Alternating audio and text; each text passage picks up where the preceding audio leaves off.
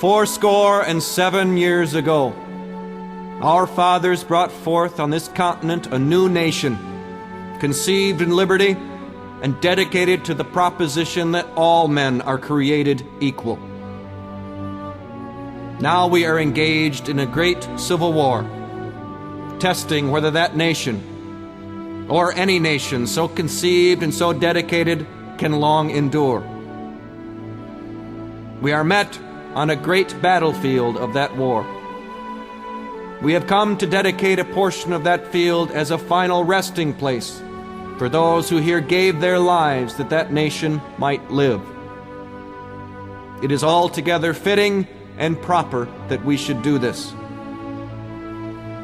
But in a larger sense, we cannot dedicate, we cannot consecrate, we cannot hallow this ground. The brave men, living and dead, who struggled here, have consecrated it far above our poor power to add or detract. The world will little note nor long remember what we say here, but it can never forget what they did here. It is for us, the living, rather, to be dedicated here to the unfinished work which they who fought here have thus far so nobly advanced.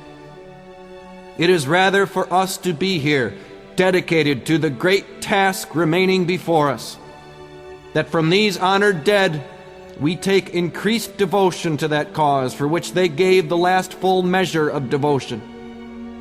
That we here highly resolve that these dead shall not have died in vain, that this nation, under God, shall have a new birth of freedom, and that government of the people, by the people, for the people, shall not perish from the earth.